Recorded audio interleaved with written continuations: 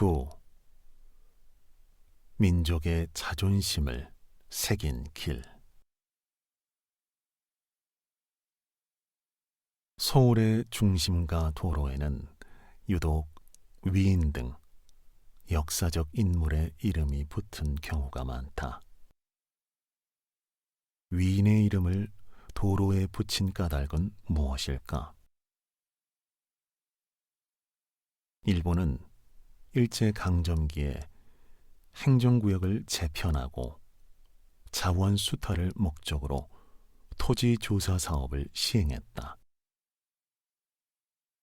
일본이 한국인 고유의 정서와 의식을 말살하기 위해 추진한 창씨 계명이 땅 이름으로 확대된 것이다. 이른바 창지 계명이다.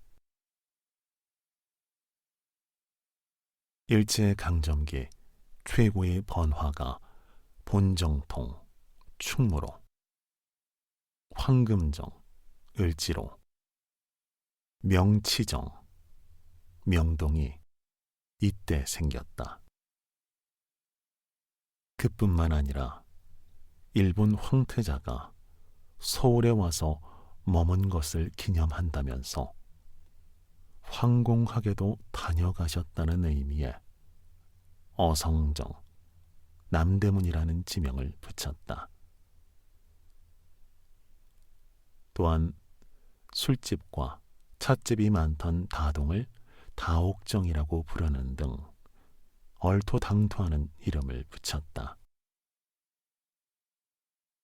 해방이 되고 정부는 1946년 가로명 재정위원회를 설치하여 일제강점기에 왜곡된 도로 이름을 옛 이름으로 되돌리고 위인의 이름과 시호를 붙였다. 종로, 남대문로, 신문로, 태평로, 의주로, 한강로라는 6개 도로명은 옛 이름 그대로 지어졌다. 그리고 서울의 주요 도로인 세종로, 충무로, 을지로, 충정로, 퇴계로, 원효로 등의 이름에는 위인의 이름을 붙였다. 이들은 우리 역사상 중요한 인물일 뿐만 아니라 일제의 잔재를 청산하고 위인들의 뜻을 깊이 새기고자 하는 의미를 담고 있다. 세종로. 조선 최고의 성군 세종대왕. 서울의 중심 세종로는 우리나라에서 가장 넓은 길이다. 경복궁 정문인 광화문 앞길로 조선시대에는 육조거리라고 불렀다.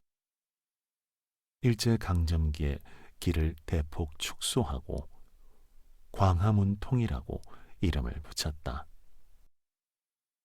광복 후 길을 넓히고 역사상 성군으로 존경받는 세종의 정치를 본받으라는 뜻에서 세종로로 이름을 바꾸면서 현재까지 이 명칭을 사용하고 있다.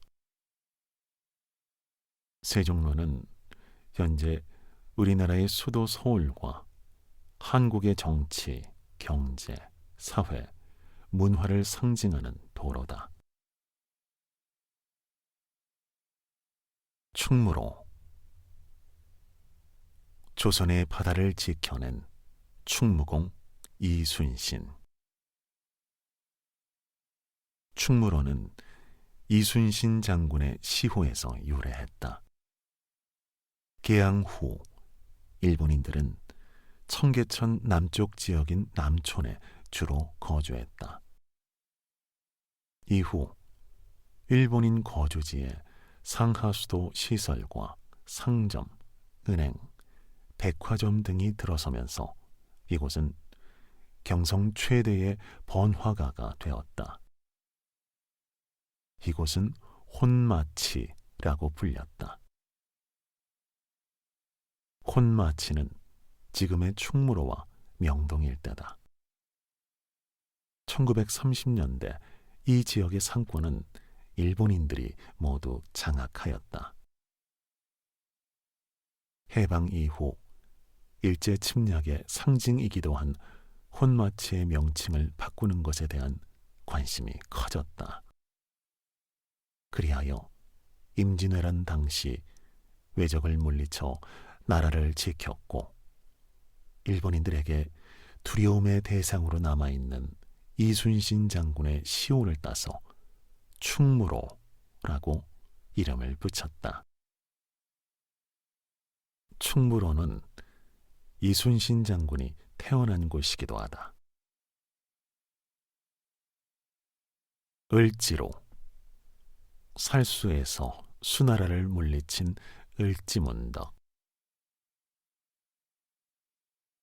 을지로는 고구려 장군으로 중국 수나라의 침략을 물리친 을지문덕 장군의 성에서 유래되었다. 이 길은 조선시대의 구리개 혹은 동현이라 불렀다. 구리개라는 구개가 땅이 몹시 질어서 먼 곳에서 보면 마치 구리가 햇빛에 반짝이는 것 같다고 하여 붙은 이름이다. 이곳에는 여러 관청이 모여 있었는데 특히 서민들의 치료를 맡았던 해민서 주변으로 약방이 발달했다. 또한 이 일대에는 청나라 상인이 자리를 잡았고 차이나타운을 형성하게 되었다. 일제강점기에 이 주변을 황금정통이라 불렀다. 해방 후 일본식 지명을 개정할 때 을지로로 이름이 바뀌었다. 퇴계로, 성리학의 대학자 퇴계 이황. 퇴계로는 퇴계 이황의 호에서 유래했다. 일제강점기에 이곳은 야마토 마치통이라고 했다가 길을 확장하며 소화통이라고 불렀다. 해방 이후 길을 새로 확장하고 퇴계로로 이름을 바꾸었다. 퇴계 이황은 평생 동안 학문 연구에 힘써 성리학을 체계화했고 도산서당을 세워 제자를 길러내는 데 힘썼다. 율곡 이이와 함께 조선의 대학자로 쌍벽을 이룬다. 이황은 우리나라 천원권 지폐에 새겨져 있다. 원효로, 백성들에게 불교를 널리 전한 원효. 원효로는 신라시대 고승인 원효대사의 법명에서 유래했다.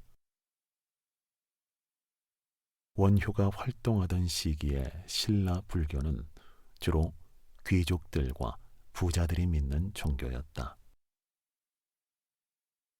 가난하고 글자를 모르는 백성들은 배울 수 없었다. 원효는 나무 아미 타불이란 말을 외치면 누구나 극락세계에 갈 수 있다고 가르쳤다. 이러한 원효의 가르침은 오랜 전쟁과 배고픔, 질병에 시달리던 백성들에게 큰 희망을 주었다. 원효가 쓴 많은 책과 사상은 신라뿐만 아니라 중국과 일본에도 전해져 많은 영향을 주었다. 현재 서울 용산구에 있는 원효로나 원효대교는 바로 원효대사의 큰 업적을 기리기 위해 그의 이름을 붙인 것이다.